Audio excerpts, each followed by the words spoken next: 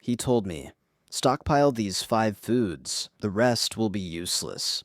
I stood there, absorbing it all. It wasn't advice.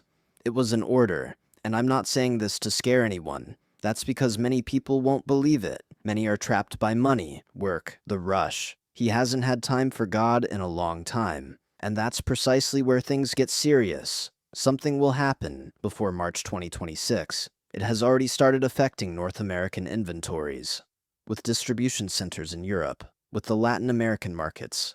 And yet, many people insist that everything is normal. But it isn't. There will be a food shortage. There will be a water shortage. There will be a power outage. And the Bible will be banned in many places. Those who follow Christ will be persecuted. But before all of that happens, he is warning us. And the warning is simple. Stock up on these 5 foods before it's too late. My name is Gabriel. I am African. And I'm only speaking because I've been ordered to speak. When he spoke to me and said, "Stockpile these 5 foods, the rest will be useless," the first image that appeared was a bag of rice. I stared at it, trying to understand why he would start with rice. Something so simple, so common, so ignored by those who think supermarkets never fail. But he made me realize that, when what is coming arrives, no one will be chasing luxury. They will be chasing calories. And rice is exactly that. Safe and cheap energy. I understood that this would be the first sign, because when rice starts to disappear, most will already be behind. Rice will sustain families when money loses value, and when what you have in your pocket is no longer enough to buy the basics. And those who are not prepared will feel this in a way they will never forget. Rice is the food that has always sustained entire populations in times of war, drought, flight, and poverty. And he showed me that it will happen again. It doesn't matter the region, North America, Europe, Latin America. When what is coming advances, people will realize that rice is not just food, it is survival. He said to stockpile because there will be days when there will not be enough transportation, enough labor, nor enough infrastructure to maintain the flow that seems normal today. Everything that depends on trucks, roads, ports, and factories will become unstable. And rice will be the first item that people will grab from the shelves without a second thought, because the human body can endure pain, cold, and fear, but it cannot endure a lack of calories. I saw entire families staring at empty bags, trying to stretch what little they had. I saw children crying because their parents had nothing to put in the pot. These scenes struck me because they weren't distant visions. They were situations connected to what has already Desperto a begun to happen curiosidade e até o medo em muitos de nós estão relacionadas à marca da besta e ao seu número 666. Muitos acreditam que o inimigo implantará um chip com esse número nas pessoas para que elas sejam Stockpiling rice is not an exaggeration, it's intelligence, it's obedience. It's preparation to protect those you love when the world enters a rhythm that no one expects. Rice doesn't require expensive equipment, experience, or technical knowledge. It only requires advanced preparation. A sack can sustain a person for weeks. It can keep a family afloat while others despair. He made me understand that few will take this seriously. Most only believe it when they're already in the empty supermarket queue. But the warning came before, and it came clearly. Store it while you can, because the time will come when stocks will run out too quickly. Rice will be like a shield for difficult days, and those who have it will resist while others will depend on help that won't come. I also realized something important. Rice keeps the mind functioning. It's not just about eating, it's about continuing to reason, making the right decisions, not collapsing emotionally. In times of instability, a warm meal keeps your mind in a place of clarity. It showed me that many dangerous decisions will be made by those who are hungry, tired, and directionless. But those who have rice stored away won't experience that kind of weakness. They will have the strength to think, to protect, to act calmly, to care for children and the elderly. It's not just food, it's strategy. That's why he placed rice as the first pillar, because it's the most sustaining, the most durable, the most nourishing, the most protective. And because it will be the foundation of everything when the collapse hits areas where people believed it was impossible to lack the basics. Before March 2026, this will become evident. Those who listen now will be prepared. Those who ignore it will discover too soon that comfort is fragile. I am repeating exactly as I received it. Stockpiling rice is the beginning. It's the first answer. It's the foundation. Without it, other foods make no sense.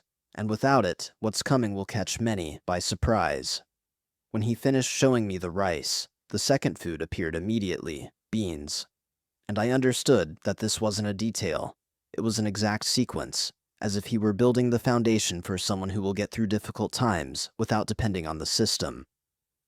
Beans represent strength, something that many people underestimate because today there are saturated markets, variety, cheap meat in some places, and artificial proteins. But he made it clear that a time will come when protein will be scarce, expensive, or simply inaccessible to most families. And those who are not prepared will feel weakness in their bodies, minds, emotions, and decisions. Beans are the most stable and accessible protein. They sustain the body when everything else is unstable. They prevent dizziness, low blood pressure, fainting, and mental exhaustion. They keep a person going when they need to care for children, walk long distances, face long periods without energy, or cope with excessively hot days or freezing nights. It made me understand that beans will be like a hidden reserve of strength within every prepared home. While many will weaken quickly, those who have this second pillar will be able to maintain rhythm, clarity, and protection. I've seen people trying to survive on carbohydrates alone, believing that any food will do. But in that kind of scenario, the body starts craving protein like an internal cry. Without it, muscles wear down, immunity drops, fatigue takes over, and the person even loses the ability to think clearly. He showed me that beans are not just food. They are a tool. They sustain work, vigilance, movement, family care, and endurance in long situations. It's as if beans are the second floor of the structure that begins with rice. Another thing he showed me is that beans will be one of the most valuable commodities. When protein is scarce, when frozen meat spoils due to lack of energy, when eggs become too expensive, beans will be desperately sought after. People who laugh at this idea today will beg for a small bag when the situation gets tough, and those who have stockpiled beans will be able to support their families with dignity, without panicking, without depending on outside help. He made it clear to me that many will look for protein too late, when the markets are already empty. Beans, like rice, don't need luxury to function. They just need to be stored. They are simple, yet powerful. They nourish for hours, maintain warmth, and stabilize the body. He showed me that entire families will be spared weakness and physical collapse because of this food, which is ignored today because no one imagines food shortages. He said to stockpile not out of alarmism, but because there will be days when strength will be the difference between resisting and collapsing. Therefore, beans are the second pillar. Without them, the body cannot withstand the pace of the days to come. Without them, rice alone cannot keep someone standing. He asked me to let you know that whoever prepares now will have strength. Whoever doesn't prepare will feel their body fail when they need it most. I am repeating as I received it. Rice is the foundation, and beans are the strength. One sustains, the other keeps you firm. And whoever has both will get through the beginning of the collapse with resilience, while others will be seeking help that will not come. After he showed me the beans, the third image was oats. At that moment, I understood that this food occupies a different place from the other two. Rice provides sustenance, beans provide strength, but oats provide speed. It's the food that keeps someone on their feet early in the morning, when the body is still weak and the mind tired. He made me feel that, in the days to come, there will be mornings when people will wake up without energy, without time, and without the resources to prepare something time-consuming, and oats will be the answer to that. A food that warms you up quickly, requires little preparation, and sustains you for hours, even when everything around you is unstable. Oatmeal becomes even more important when there is a power outage, a gas shortage, a firewood shortage, or a lack of infrastructure, because it needs almost nothing to become food, just hot water, and sometimes not even that. In times of crisis, every minute counts, and he showed me that many will waste time trying to cook heavy foods when the environment doesn't allow it. Oatmeal will be valuable because it respects time, haste, urgency. It nourishes quickly and nourishes well. And those who have stockpiled it will feel this in practice, while others will be struggling to cook something simple. He also showed me that oatmeal will be essential for children, the elderly, and the frail. In difficult times, the body weakens quickly, and lack of energy leaves people vulnerable. Oatmeal is a light, easy to digest, and safe food. It's useful for those who are sick, for those who are tired, for those who need quick support. Many families will survive for days on end because of it. He made me understand that this simple food will be an emergency resource when everything demands more than someone can handle in a kitchen without energy. Oatmeal also keeps the mind alert. He showed me people spending long periods awake, taking care of the house, watching over, protecting, caring for the elderly or children. In moments like these, the mind needs stability, and oatmeal offers that. It doesn't cause a sugar spike, doesn't make you dizzy, and doesn't bring you down after a short time. It's a food made for daily endurance. That's why he put oatmeal on the list, even though it's something many ignore because they think it's too simple. In a collapse, simplicity will be exactly what saves lives. Another thing he showed me is that oatmeal will disappear from the market even before the panic begins. People will quickly realize that it saves time, gas, and energy, and this will make it one of the first items removed from the shelves. Those who wait for news reports, government warnings, or external signals will be left without. Those who listen now will have it, and the difference between having it and not having it will be enormous. Oatmeal can sustain someone even when other foods are running out. It's a stabilizer in the chaos of daily life. That's why it's the third pillar, because it occupies the space of speed, practicality, and quick energy. Rice sustains the base, beans strengthen the body, but oatmeal keeps the person active and alert. He made it clear, whoever has all three will have physical balance for the first few months. Whoever doesn't will feel flaws in their body and mind. I'm repeating exactly what he showed me. Oatmeal is not a luxury, it's preparation, and it will make a difference when the collapse starts to tighten its grip without warning. When he showed me the flour, I understood that this food isn't just here for nutrition. It represents something that many people only realize when they're in crisis: the need to keep their minds stable. Flour allows you to make bread, pasta, something warm, something that reminds you of routine, at a time when everything around you is confusing. He made me understand that, in the days to come, hunger won't be the only problem. Emotional despair will break many people, but whoever has flour will be able to feed their household and also maintain some semblance of normalcy when the world is collapsing. He showed me people baking bread on makeshift stoves, in small pots, in simple places, but with the feeling that it gave them the strength to keep going. Flour plays that role. It transforms little into something bigger. It sustains the body and calms the mind. While rice and beans keep a person standing, flour helps a person not to crumble inside. It's a food that provides emotional and physical structure at the same time, and he made it clear that many will realize this too late, when the world's supply is unstable and prices rise rapidly. Another thing he showed me is that flour will be fought over like gold. When bread is scarce in the markets, when bakeries close, when transportation is interrupted, people will seek flour by any means necessary, and those who haven't stockpiled it will depend on luck or difficult bartering. He made it clear that this food will be essential during the prolonged days, when collapse is no longer just news, but part of daily life. Those who have flour will be able to produce food with little. Those who don't will be limited and vulnerable. Flour also has a practical role that many ignore. It goes a long way. It transforms. It adapts to small amounts. With it, you can keep an entire family fed for longer. It goes with rice, beans, and oatmeal. It completes the table when everything else is lacking. It showed me that there will be times when creativity will be necessary to survive, and flour offers that possibility. It's simple, but it opens doors to meals that maintain the morale of the home. But he also warned me about the mistake many people make: storing flour haphazardly. It can spoil quickly if not protected. He made me understand that preparation isn't just about buying it, it's about knowing how to store it. Properly stored flour can last a long time and save an entire household. Poorly stored flour can turn into unusable powder, and that will happen to many who think it's just a matter of buying it and putting it in the cupboard. He showed me that discipline and care will make the difference between waste and survival. That's why flour is the fourth pillar. It represents stability, creativity, and emotional continuity. While the first three foods keep the body strong, flour helps sustain the soul on difficult days.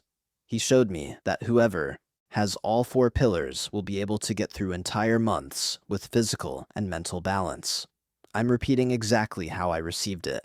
Flour will be necessary to provide structure for long days, and whoever stocks up now won't depend on systems that are about to fail. This pillar is as important as the others because it holds the house together inside and out. When he showed me the fifth food, I understood that this was the most crucial of all. Not because of the quantity, but because of its function. Fat is what keeps the body functioning when exertion increases, when the cold sets in, when the day demands more than one can give. Peanut butter appeared as a symbol of this. Small, practical, caloric, stable. He made me understand that, in the days to come, many people will have rice, beans, and even flour, but will lack deep energy, and without fat, the body loses rhythm, loses strength, and loses balance. That's why this food is on the list. It sustains when the body is at its limit. Fat nourishes in a different way. It doesn't just satisfy hunger, it keeps the body functioning. It keeps a person awake, warm, and strong. He showed me situations where people will try to survive only on light foods, and they won't succeed. Peanut butter was given as an example because it's dense, accessible, and easy to store. But the principle is the same for other stable fats. He made me understand that this will be one of the most valuable items when there's a power outage, when the cold arrives, when the body is weak for days on end. I've seen scenes of people opening small jars and managing to stay strong for hours with just a spoon. That's not an exaggeration. It's real survival. He showed me that, in times of scarcity, every calorie counts. And calories from fat have more impact than any other. They sustain vigils, commutes, cold nights, moments of emotional exhaustion. Peanut butter is practical because it doesn't need heat, a pan, or water. And that will make a difference when everything is limited. It's direct, quick, and potent food. Another thing he showed me is that this food will be extremely rare. People don't think about fat when everything is working, but when the collapse progresses, fat will disappear first. Without energy, without refrigeration, without stable transport, many fatty foods spoil quickly. But peanut butter and similar products don't spoil like that. They last, they endure, they save lives, and that's why they will become a bargaining chip. People will offer tools, clothes, and even medicine for a small jar of this food. He also showed me that this food will protect families from a weakness that many are unaware of. Anyone who has experienced profound hunger knows that there comes a point when the body no longer responds. Muscles fail, temperature drops, the mind shuts down. Fat prevents this collapse. He made it clear that without it, other foods provide external support, but the body collapses internally. This fifth pillar is what keeps someone alive when exhaustion exceeds the limit. It's not a luxury, it's a direct necessity. That's why he placed this food last. Not because it's less important, but because it's what completes the foundation. Rice sustains, beans strengthen, oatmeal accelerates, flour stabilizes, but fat keeps you alive. He showed me that the 5 pillars together form a complete structure, capable of supporting a house for months, even when everything outside is broken. I am repeating exactly as he showed me. Storing fat is ensuring resistance, and whoever understands this now will be prepared for what is about to happen. After he showed me the 5 foods, he spoke to me in a way I will never forget. He said that this warning is not about fear, it's about preparation. He said that many people won't believe it because they are still attached to money, comfort, and a routine that seems firm, but has already begun to break down from within. He made me see that what is coming will affect families who never imagined going through this. Before March 2026, profound changes will affect food, water, energy, and distribution, and those who ignore the warning will feel it directly in their homes. He showed me entire regions struggling to survive on what was left in the markets. I saw empty shelves, parked trucks, distribution centers without supplies. I saw people searching for rice, beans, oats, flour, and fat as if they were treasures. And he made me understand that it's not just scarcity, it's a gradual, silent, and certain collapse. He said it has already begun in North America, Europe, and Latin America. It just hasn't appeared to those who are distracted, too busy, or too confident in human systems. He also showed me that persecution against Christians will increase. It won't happen overnight, but it will be constant. The Bible will be rejected in many places. Faith meetings will be monitored. People will be pressured to deny principles to maintain access to basic services. He said the world will treat the truth as a threat, and many who today claim to follow Christ will hide because they never prepared themselves spiritually. He showed me that all of this is connected: lack of food, lack of energy, lack of freedom, lack of true faith. He said this warning isn't meant to scare anyone, it's meant to wake people up. He said that those who prepare now will have peace when others are in despair. That those who stockpile the 5 essential foods will get through the toughest times without depending on the government, without depending on the system, and without falling into control networks that will be presented as solutions. He made it clear that physical and spiritual preparation will now go hand in hand. Those who ignore either will be vulnerable. He also showed me that many will scoff at this warning. They'll say it's an exaggeration. They'll trust the economy. They'll think everything will stay the same. But he told me that the change has already begun. Water will be scarce in places you never imagined. Energy will fluctuate for weeks in some regions.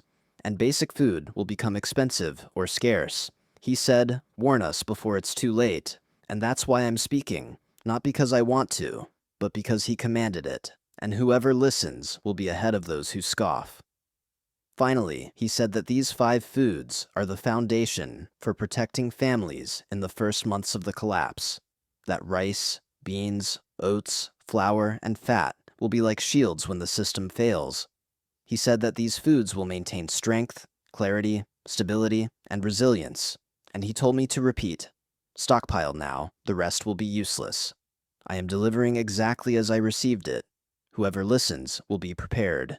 Whoever doesn't listen will feel the weight of ignoring a warning that came before it all began. If you've made it this far, I want you to know one thing: you are not alone. This warning came because God is still watching over you and your family. He's giving it time, He is giving direction, and He is showing exactly what to do to get through what lies ahead. I know some people will be scared, others will feel doubt. Others will look at the 5 foods and think it's far too few. But let me tell you something honestly, God never overworked. He works with obedience. He works with simple steps that change everything when the tough day arrives. He didn't call you to panic. He called you to preparation. He didn't call you out of despair. He called you to be vigilant. And if He brought you to this video, it's because He chose you to protect His home and be a point of stability when others are lost. So do your part. Stockpile what He commanded. Prepare your mind. Strengthen your spirit. And take care of your family wisely. You don't need to solve everything today. You just need to start. And while you prepare your home, prepare your heart as well. Difficult times do not negate God's presence. On the contrary, it is in difficult times that He reveals Himself with the greatest strength, and He will protect you. He will guide you, and He will remind you that you are not living through this time by chance. If this message resonated with you, leave a comment saying simply, I heard. This helps me to pray for you. This helps me know that this message has reached where it needed to reach. And share this video with someone you love. Many lives will be saved not through fear, but through guidance. God is still warning us, and He warned you today. May the Lord protect your home, sustain your family, and grant you peace as you prepare. And may He give you strength to remain steadfast when the world is unstable. You are not alone. His hand is upon you.